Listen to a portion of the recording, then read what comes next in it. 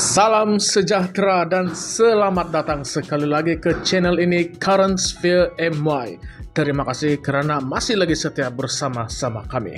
Baiklah, apakah persoalan yang panas pada hari ini? Hari ini inilah persoalannya. Adakah kerjasama PHBN di Sabah langkah bijak untuk membawa kebaikan atau hanya mimpi yang tidak mungkin tercapai? Ketua Penerangan Gabungan Rakyat Sabah GRS, Datuk Johnyston Bangkuai dengan tegas mengatakan bahwa idea kerjasama antara Pakatan Harapan dan Barisan Nasional untuk pilihan raya negeri Sabah yang akan datang adalah sesuatu yang hampir mustahil.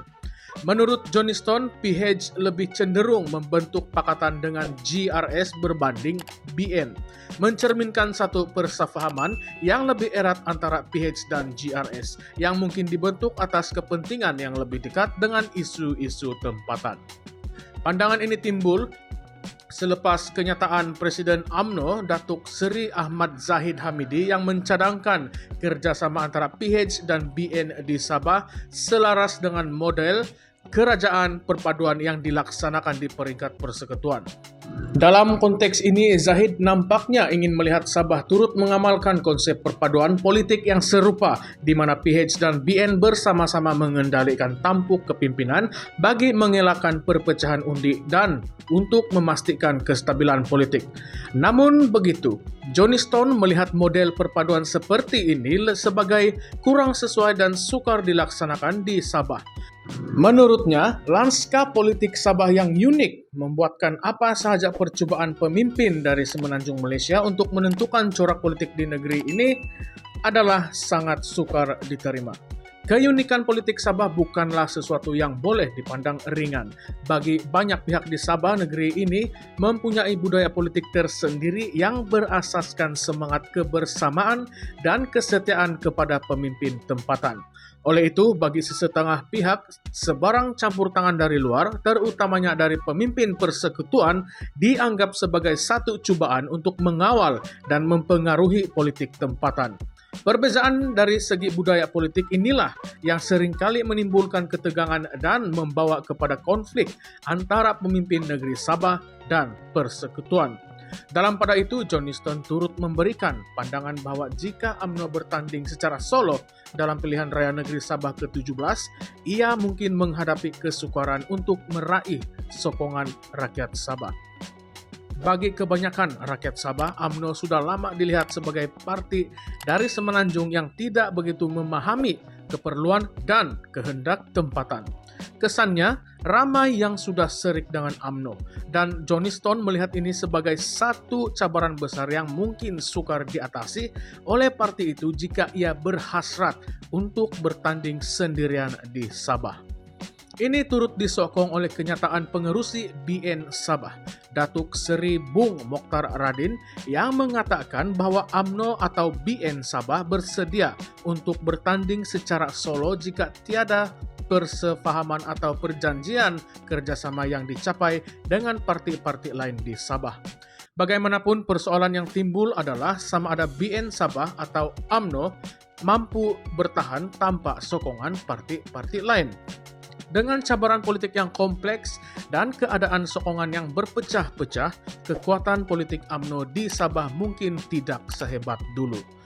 Namun begitu, Johnyston turut menyatakan bahwa sekiranya kerjasama antara PH dan BN terbukti berjaya, maka model ini mungkin boleh diperluaskan untuk kerjasama dengan parti-parti gabungan lain.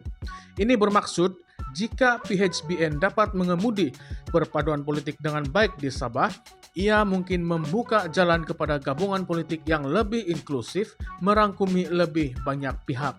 Dengan cara ini, kestabilan politik di Sabah boleh dipertingkatkan dan kesepakatan yang lebih luas boleh dicapai, sekaligus membawa kepada pembangunan dan kemakmuran yang lebih mapan bagi negeri itu.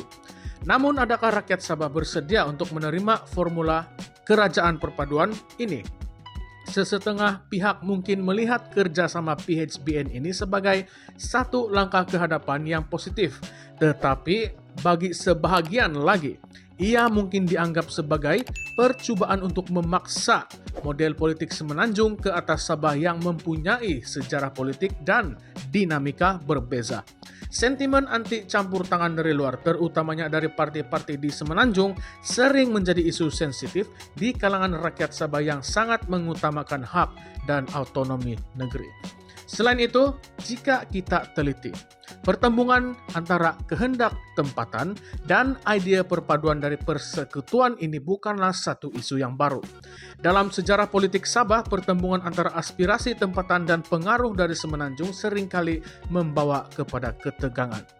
Adakah kali ini rakyat Sabah akan menerima gabungan PHBN atau mereka akan menolak apa saja usaha yang dilihat sebagai mencampuri hak politik mereka? Secara keseluruhannya, kerjasama PHBN di Sabah mungkin tampak sebagai satu aspirasi murni yang ingin melihat perpaduan di semua peringkat. Tetapi realitinya ia perlu melalui cabaran yang bukan saja melibatkan soal politik, tetapi juga sentimen dan perasaan rakyat tempatan. Kerjasama seperti ini juga harus mengambil kira sensitiviti tempatan dan budaya politik yang sudah lama tertanam dalam masyarakat Sabah. Apakah langkah terbaik bagi Sabah untuk bergerak ke hadapan? Adakah ini dengan modal perpaduan yang dibincangkan atau yang dicadangkan ini, rakyat Sabah perlu mencari jalan sendiri yang lebih sesuai dengan nilai dan aspirasi mereka.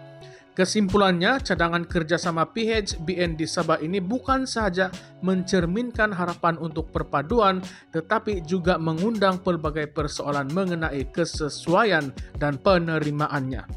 Bagi rakyat Sabah, persoalan yang timbul adalah sama ada mereka bersedia menerima konsep perpaduan ini atau terus mempertahankan kebebasan dan autonomi politik mereka. Bagi mereka yang melihat Sabah sebagai satu entiti politik yang unik, gabungan seperti ini mungkin dilihat sebagai satu usaha untuk mencabar hak negeri ini. Apakah pendapat kalian? Sila utarakan pendapat, ulasan di ruangan komen di bawah. Jangan lupa untuk like, share, dan subscribe. Terima kasih semua.